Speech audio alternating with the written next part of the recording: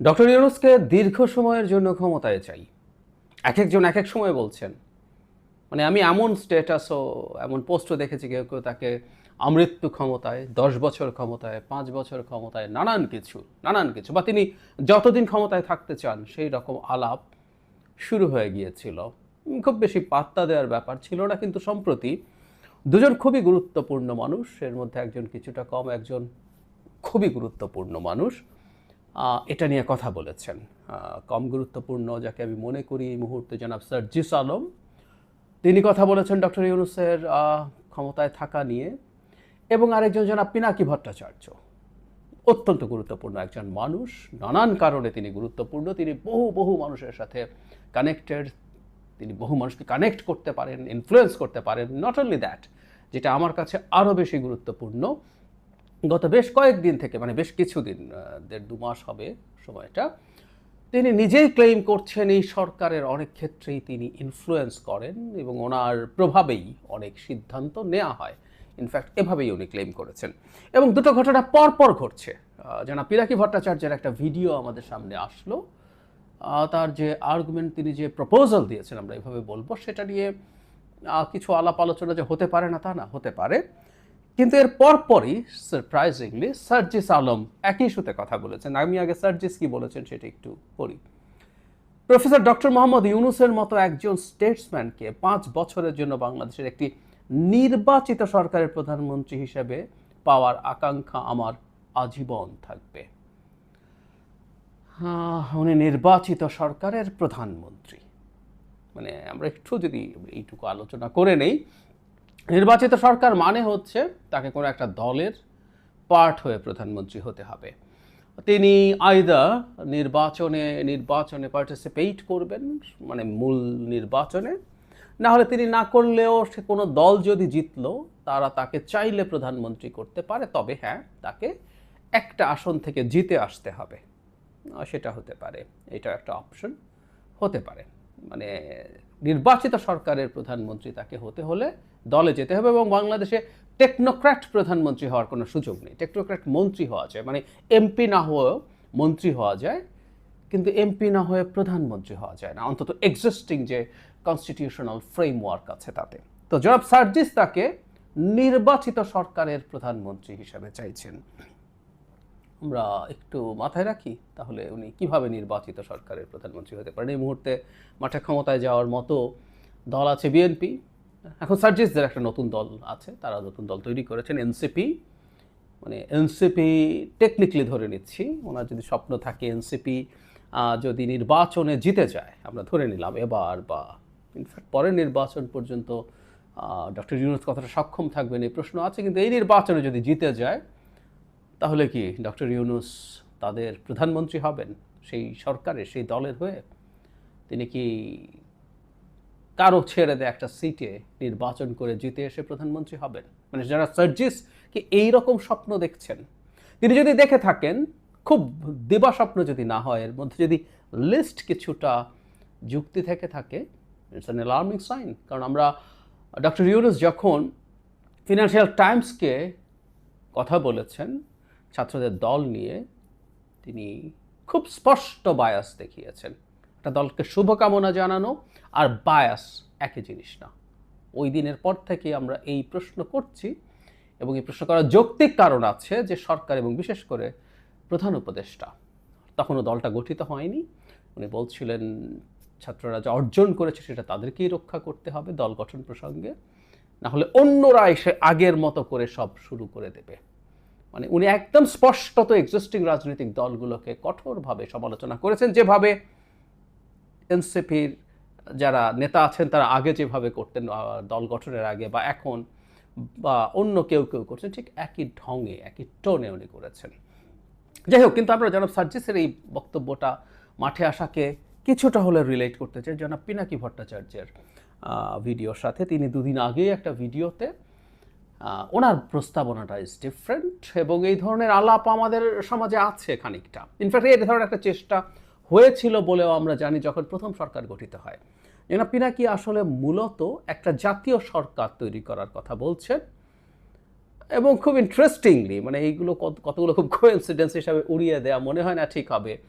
তিনি যা বলেছেন ঠিক একই রকম একটা কথা কয়েক মাস আগে, মানে শেখ হাসিনা পালানোর মাস দুয়েকের মধ্যেই আমরা শুনেছি একজন উপদেষ্টার মুখে।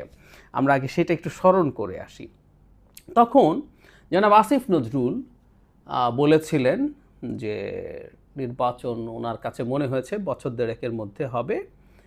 তো তখন প্রধান উপদেষ্টা ধর্ম উপদেষ্টা বলেছেন যেটা জনাব আসিফ নজরুল এবং ওয়াকুরুজ্জামান যা বলেছেন এগুলো তাদের ব্যক্তিগত মন্তব্য। তারপর তিনি খুব অবিশ্বাস্যভাবে বলছিলেন একটি সরকার পতন হয়েছে, আমি ওনার কোট পড়ছি, সেই সরকারের অবশিষ্ট সময় পূরণের জন্যই অন্তর্বর্তীকালীন সরকার বসানো হয়েছে।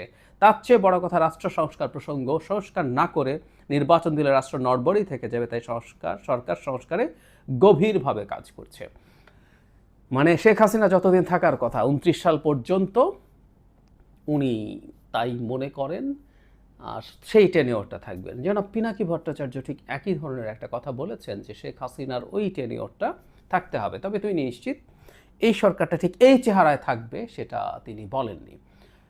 5 আগস্ট শেখ হাসিনার পালিয়ে যাওয়ার পর একটা জাতীয় সরকার বিএনপি জামায়াত সহ অপরাপর দলদেরকে নিয়ে একটা জাতীয় সরকারের চেষ্টা হয়েছিল বলে আমরা জানতে পারি। জনাব নাহিদ ইসলাম এটা খোলাসা করেছেন এবং তখন বিএনপি তাতে রাজি হয়নি বলে বলেছেন।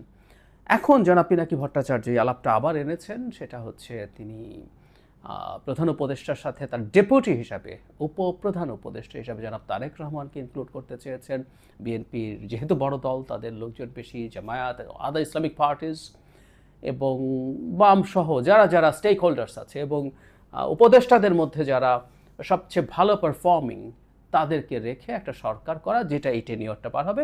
তিনি জনাব তারেক রহমানের কী সুবিধা এবং তিনি জামায়াতের কী সুবিধা, ইসলামিক দলগুলোর কী সুবিধা, দেশের কী সুবিধা সব একত্র করেছেন, করে তিনি ওনার ন্যারেটিভটা দাঁড় করিয়েছেন। এমনকি সেনাবাহিনীর কী সুবিধা, মানে সেনাবাহিনী যেহেতু অনেক চাপে আছে, বিশেষ করে জাতিসংঘের রিপোর্টে তাদেরকে অ্যাকিউজ করার আলাপ আছে, জনাব পিনাকির বক্তব্য অনুযায়ী সেনা প্রধান এই ভয়ে আছেন, তাই এই ভয় থেকে মুক্তি দিতে পারে এটা। এবং আমি দেখলাম তার ওই বক্তব্যে, যদিও ঠিক পরের ভিডিওটাতে তিনি আবার সেনাপ্রধানের প্রতি বেশ অ্যাটাকিং হয়েছেন, কিন্তু সে আগের ভিডিওটাতে তিনি সেনাপ্রধানের প্রতি এক ধরনের অলিভ ব্রাঞ্চ দিয়েছেন, শান্তি স্থাপনের চেষ্টা, যে এগুলো সব কিছু যদি ঠিকঠাক হয়, ইভেন তিনি জনগণের সাথে সেনাবাহিনীর বা সেনাপ্রধানের যে দূরত্ব তৈরি হয়েছে, অবিশ্বাস তৈরি হয়েছে, তার ভাষায় তিনি যেটা মনে করেন সেটা তিনি দূর করারও চেষ্টা করার প্রস্তাব দিয়েছেন।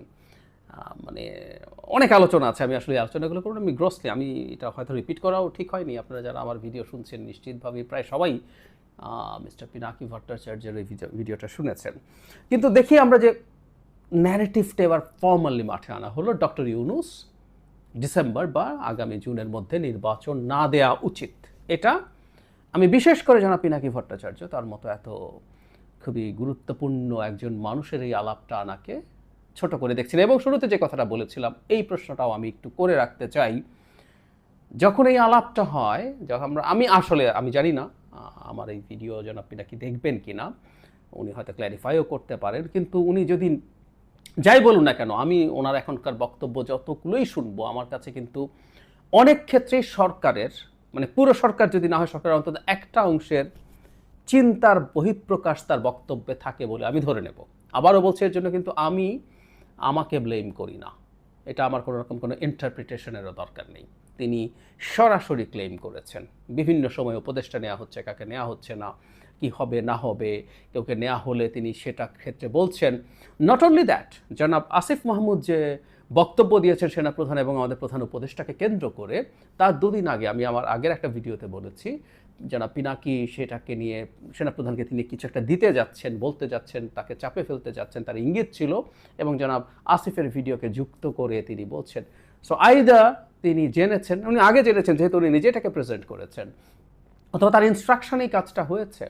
তো ফলে আমি যে কথাটা বলছি, আমি জনাব পিনাকি ভট্টাচার্যকে এখানে আমরা একটু স্মরণ করে রাখবো। জনাব আসিফ যে ভিডিওটা করেছেন, তিনি একবার বিদেশে গিয়েছিলেন, তিনি জনাব পিনাকি ভট্টাচার্যের সাথে দেখাও করতে গিয়েছিলেন, যেটা জনাব পিনাকি শেয়ার করেছেন।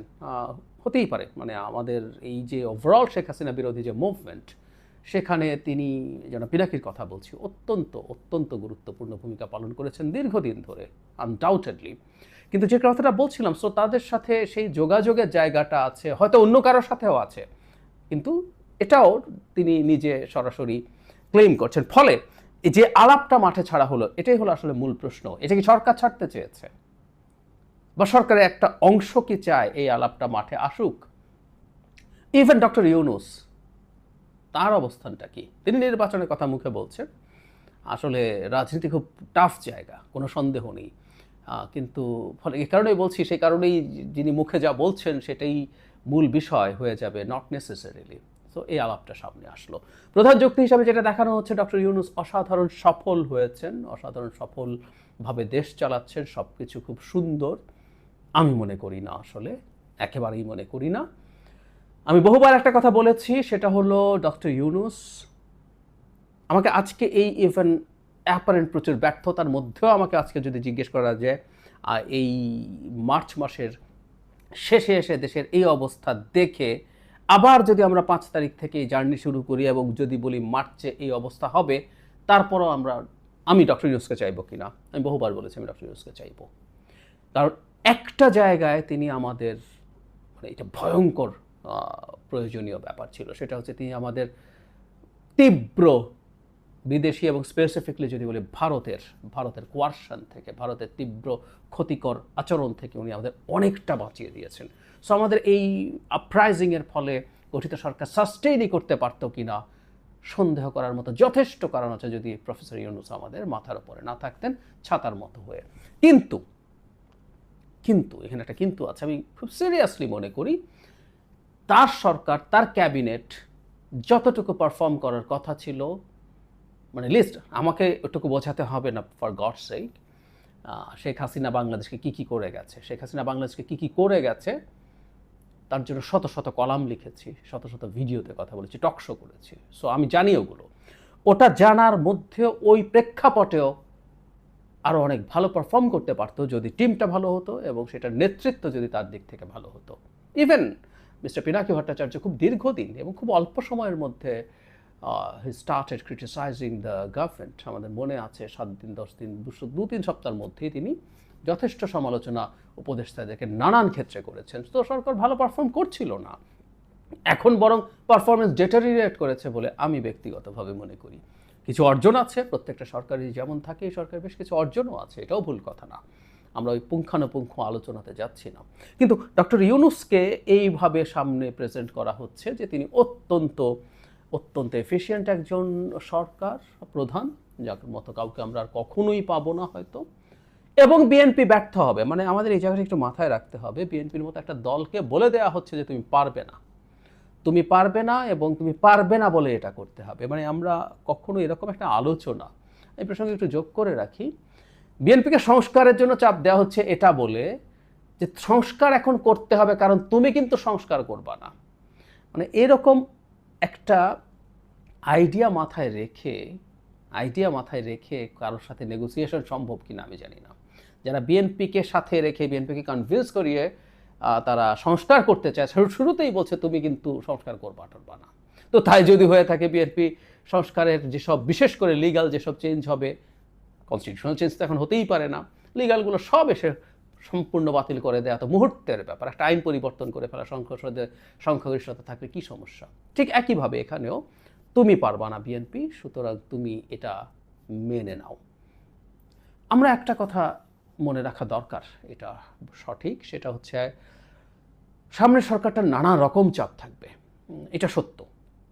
আমাদের দীর্ঘদিন একটা স্বৈরাচারী ব্যবস্থার পর আমাদের বিউরোক্রেসি, আমাদের পুলিশ, আমাদের ব্যবসা, আমাদের ব্যাংক, আমাদের অর্থনীতি, আমাদের এলডিসি গ্র্যাজুয়েশন নিয়ে চ্যালেঞ্জ, অনেক কিছু আছে, এটা ভুল না, এটা সঠিক কথা। সো এই সময়ে বিএনপি কী করতে পারে, আমি ধারণা করি বিএনপি তার জায়গা থেকে এটা হয়তো আঁচ করেই তারা একটা জাতীয় সরকারের কথা বলছে। ওখানে কারা কারা থাকবে আমরা নিশ্চিত নই, কিন্তু জাতীয় সরকারের আলাপ তারা অলরেডি এনেছে। তারাও মনে করে তারা এই সময়টায় একাভাবে থাকবে না, সেটা হতে পারে। আর এখন আদতে এই লম্বা সময় থাকলে কি হবে না হবে, এবং আসলে ওটার মাধ্যমে আদতে ডক্টর ইউনূসকে লম্বা সময়ের জন্য ক্ষমতায় রাখার আলাপ শুরু হচ্ছে। অনেকগুলো পজিটিভস নেগেটিভস আছে, কিন্তু যে দলটাকে বলা হচ্ছে যে তারা পেরে উঠবে না, তারা পারবে না, কেউ পারবে না, এটা বলা বা বলে এটার মাধ্যমে আদৌ কি অর্জন করা যাবে আমি নিশ্চিত নই। কিন্তু আসলে এই যাবতীয় আলাপের কেন্দ্র আসলে আমি মনে করি একটা জায়গায়, সেটা হচ্ছে এই বছরের শেষে বা আগামী বছরের মাঝামাঝির মধ্যে নির্বাচন হবে না, ডক্টর ইউনূস ক্ষমতায় থাকবেন বা দায়িত্বে থাকবেন। ডক্টর ইউনূসের যে ভূমিকার কথা বলা হচ্ছে, অনেক ক্ষেত্রে এটা সত্য, অনেক ক্ষেত্রে এটা সঠিক, কোনো সন্দেহ নেই, কিন্তু তাকে অন্য কোনোভাবে ভবিষ্যতের সরকারেও ইনভলভ রাখা যায় কিনা সেই আলাপ বরং হতে পারে নির্বাচিত সরকারে, তার নেতৃত্বেই এটা থাকতে হবে। এবং মানে এই যে ডিপেন্ডেন্সের কথা, মানে আমি এভাবে যদি বলি, ডক্টর ইউনূস যে গ্রামীণ ব্যাংকের দায়িত্বে ছিলেন, উনি ওনার বয়স পেরিয়ে যাওয়ার পরও এটা তো হয়েছিল, এটা তো আসলে হবার কথা না। প্রত্যেকটা মানুষের বিকল্প তার প্রতিষ্ঠানে, আমি শতভাগ হয় না, কোনো সন্দেহই নেই, পৃথিবীতে কেউ আরেকজনের শতভাগ বিকল্প হতে পারে না। প্রফেসর ইউনূসের বিকল্প হওয়া সম্ভব না, আমরা মানি, কিন্তু সেটার মতো কাজ করার মতো পরিস্থিতি বা প্রেক্ষাপট তো মানে কাউকে না কাউকে তৈরি করে দিতে হয়, সেটা তো হয়। তো সেখানেও একই রকম ব্যাপার আছে।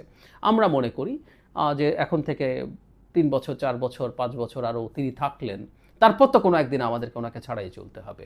কেউ কেউ বলতে পারেন যে সময়ের যে টার্মোয়েলের টাইমটা, এটা পার হয়ে গেলে আর ভবিষ্যতে জার্নি এত টাফ হবে না। আমরা যদি রাদার এভাবে বলি যে উনি থাকাটাও আবার বহু ক্ষেত্রে টার্মোয়েলের পরিস্থিতি তৈরি করে রাখতে পারে। কারণ হচ্ছে যে প্রেক্ষাপটে, যে পরিস্থিতিতে আমাদের পলিটিক্যাল কালচারগুলো বিরাজ করে, সেখানে এরকম একটা লম্বা সময়ের সরকার সমস্যাও তৈরি করতে পারে। সব কিছু মিলে আমাদের একটু বিবেচনা করা দরকার। ইভেন এই প্রস্তাবটা বিদ্যমান যে প্রেক্ষাপট আছে, পরিস্থিতি আছে, এটা একটা এক্সট্রাঅর্ডিনারি সিচুয়েশন, এটাও সত্য কথা। এক্সট্রাঅর্ডিনারি সিচুয়েশনে অনেক এক্সট্রাঅর্ডিনারি সলিউশনের কথা আসতে পারে, কিন্তু আমি একটা জিনিস খুব ক্লিয়ারলি দেখছি আসলে, বিশেষ করে জনাব সার্জিস বলছেন, জনাব পিনাকি বলার পরপরই ডক্টর ইউনূসকে ক্ষমতায় রেখে দেওয়ার নানামুখী চেষ্টা হবে। মানে আমি যেটা প্রেডিক্ট করছি সেটা একটু বলে রাখা ভালো, হয়তোবা এই ধরনের একটা জাতীয় সরকারের আলাপ আবার আসবে, এবং বিএনপি যদি তাতে না আসে, বিএনপিকে বাদ দিয়ে এরকম একটা জাতীয় সরকার তৈরি করে ফেলার চেষ্টা হতে পারে, এবং তখন বিএনপিকে ব্লেম করা যাবে। অলরেডি একবার এই কথা কিন্তু মাঠে দিয়ে দেওয়া হয়েছে যে আগেরবার বিএনপি জাতীয় সরকারে আসেনি, এবার একই রকম একটা আলাপ আবার মাঠে ছাড়া হতে পারে। ফলে অনেকের কাছে মনে হবে তুমি যাওনি কেন, এবং বিএনপি যদি না যায় ওই জাতীয় সরকার, তখন নির্বাচনটা ডিসেম্বর বা জুনে না, তারা ওই যে তত্ত্ব জনাব আফম খালিদ হোসেন দিয়েছেন, ধর্ম উপদেষ্টা মিস্টার পিনাকি যেটা দিচ্ছেন, সেটাও আগামী মানে শেখ হাসিনার যতদিন টেনিওর ছিল সেই টেনিওর পর্যন্ত থাকবে। এই ক্যালকুলেশনটা হওয়ার সম্ভাবনা আছে, এবং সেটা যদি ঘটে, এখন বিএনপিটা যায়নি কেন, বিএনপিকে ব্লেম করতে হবে, বিএনপির এটা ইচ্ছা, যদি বিএনপি না গিয়ে থাকে ভবিষ্যতে যদি না যায়, এটা তার চয়েস। একটা দল তার পলিটিক্যাল চিন্তা করবে, যে দলটা নির্বাচন হলে ক্ষমতায় চলে আসবে বলে প্রায় সবাই বিশ্বাস করে, এমনকি যারা তার বিরোধী তারাও বিশ্বাস করে, তারাও বলে ও ক্ষমতায় গিয়ে চাঁদাবাজি টাজি টেম্পু স্ট্যান্ড কি বলে এগুলো, তার মানে ও জানে যে মানুষ এই বদনামের পরও বিএনপিকে ভোট দিচ্ছে। এটা